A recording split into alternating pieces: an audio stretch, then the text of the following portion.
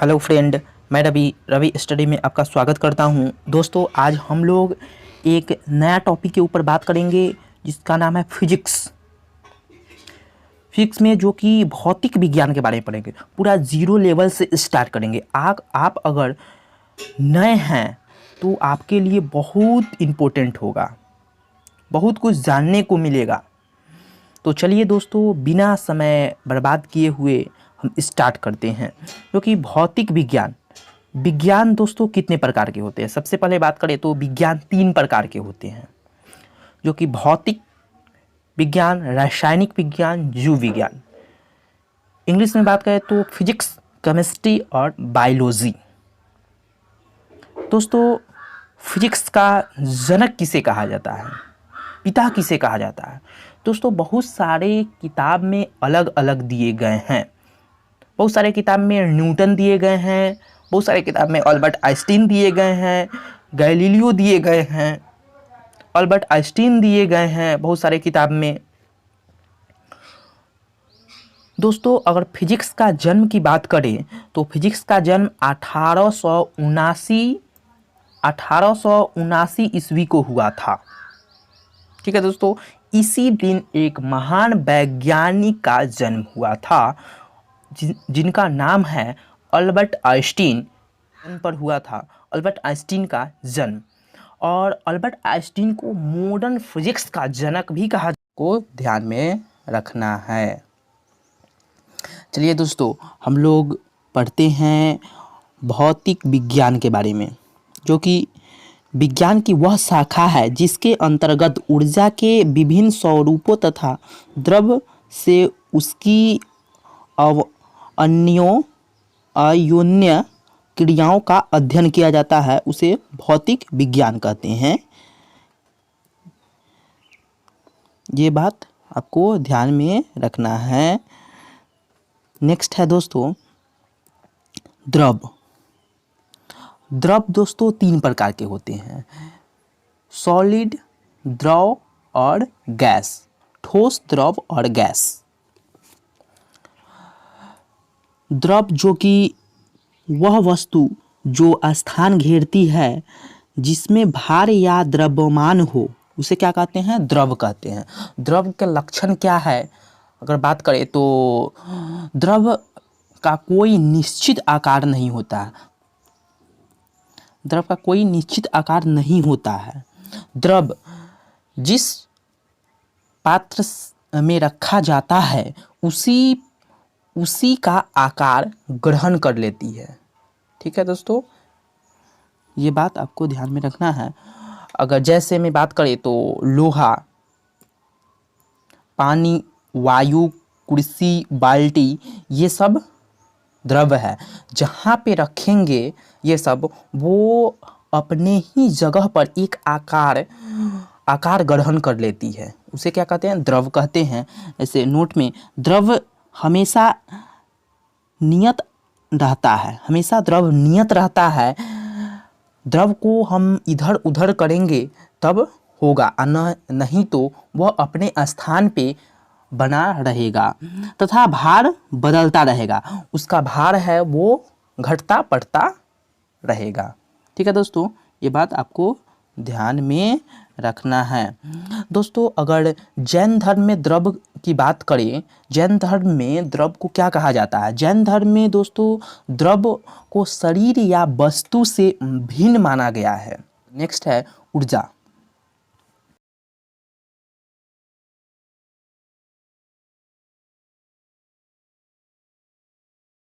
वस्तु के कार्य करने की क्षमता को क्या कहते हैं? ऊर्जा कहते हैं। ये बात आपको ध्यान में रखना है।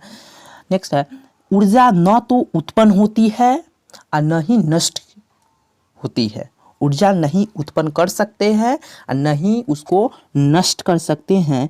एक रूप से दूसरे रूप में परिवर्तित हो जाती है। ऊर्जा क्या है? एक रूप से दूसरे रूप में परिवर्तित हो जाती है ऊर्जा।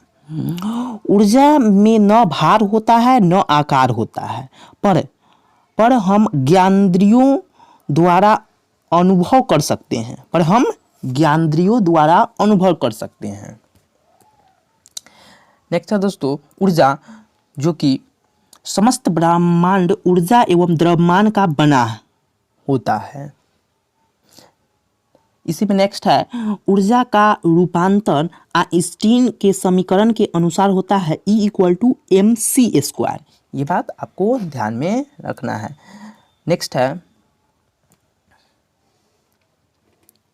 आइजैक न्यूटन को भौतिक विज्ञान का जनक माना जाता है। भौतिक विज्ञान का अध्ययन निम्न शीर्षक के अंतर्गत हम करेंगे,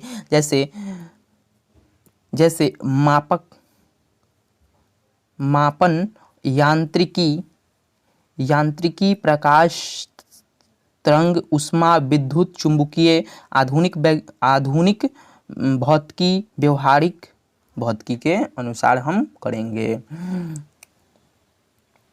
दोस्तों, अगर मापन की बात करें तो मापन को इंग्लिश में बोलते हैं मेंसूरेमेंट, जो कि मापन का अर्थ होता है किसी भौतिक राशि का परिणाम संख्याओं में व्यक्त करने को मापन कहा जाता है। या यूँ कहे, किसी दी हुई राशि की उसके मात्रक से तुलना करना मापन कहलाता है। दोस्तों, सबसे इजी आप याद रखें, किसी भौतिक राशि का परिणाम संख्याओं में व्यक्त करने को मापन कहा जाता है। जैसे में बात करें, जैसे में समय का मात्रक सेकंड होता है, द्रव्यमान का मात्रक किलोग्राम होता है। इससे आप याद कर सकते हैं।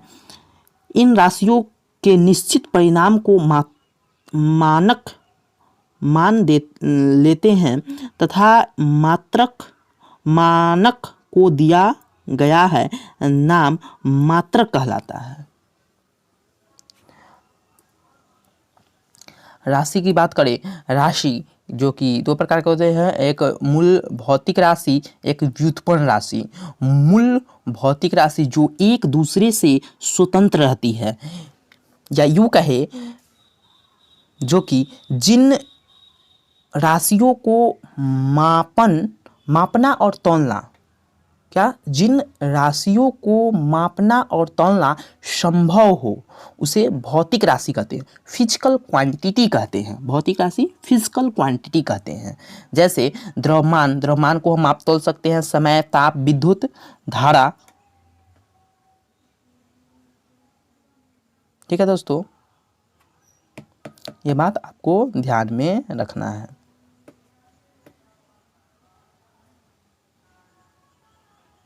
नेक्स्ट है व्युत्पन्न राशि।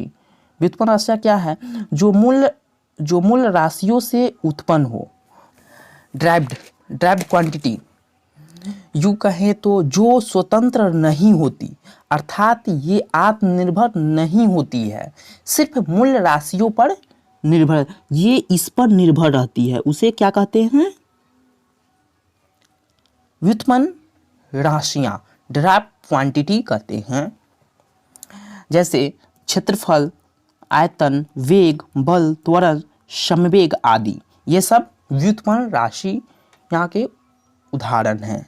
ये बात आपको ध्यान में रखना है। नेक्स्ट है दोस्तों मात्रक। मात्रक क्या है दोस्तों?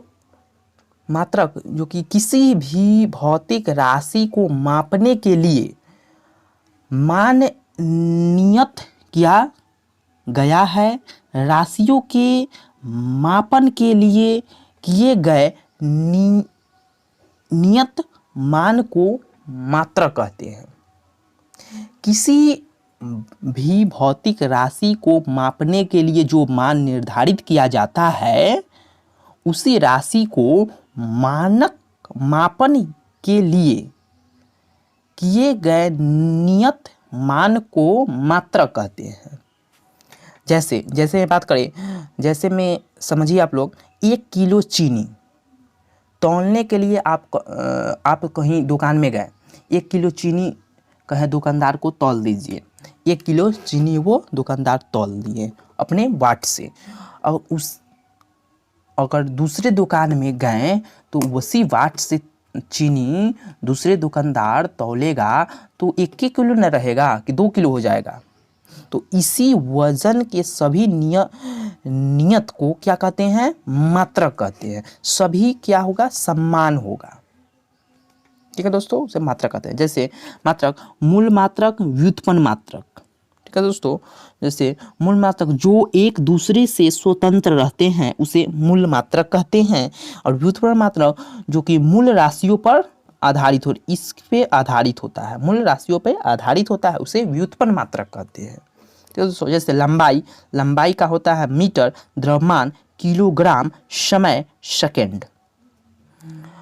अगर व्युत्पन्न मात्रक की बात करें, क्षेत्रफल का होता है मीटर स्क्वायर, और वेग का होता है मीटर प्रति सेकेंड। ये बात आपको ध्यान में रखना है। नेक्स्ट है दोस्तों, ये बहुत वेरी इम्पोर्टेंट है, जो कि सभी परीक्षाओं के दृष्टिकोण से बहुत इम्पोर्टेंट है। राशियों के मात्रक सभी एग्जाम में आपको देखने को मिल जाएगा। ये दोस्तों पढ़ते हैं, दूरी, दूरी का मात्रक होता है, दूरी या लंबाई का मात्रक होता है मीटर। चाल का मात्रक होता है मीटर प्रति सेकेंड। आवृत्ति का मात्रक होता है हर्ट्ज। बल का मात्रक होता है न्यूटन। समय का मात्रक होता है सेकेंड। कोण का मात्रक होता है रेडियन। विद्युत प्रतिरोध का मात्रक होता है ओम। कोणीय वेग का मात्रक होता है किलोग्राम मीटर प्रति second square, kilogram metre square second. दाब का मात्रक होता है पास्कल। शक्ति का मात्रक होता है वाट। पृष्ठ तनाव का मात्रक होता है न्यूटन प्रति मीटर। विद्युत धारा का होता है मात्रक एम्पियर। और भी मात्रक हैं, ये मैं नेक्स्ट वीडियो में पढ़ाऊंगा। आप नए हैं तो सब्सक्राइब कर ले, ऑल घंटी पर प्रेस कर ले, ताकि आपके मोबाइल स्क्रीन तक नोटिफिकेशन जाता रहे। अगर आप कोई भी एग्ज़ाम तैयारी करते हैं तो कोई तैयारी करने में कोई परेशानी नहीं हो। चलिए दोस्तों, बहुत बहुत धन्यवाद।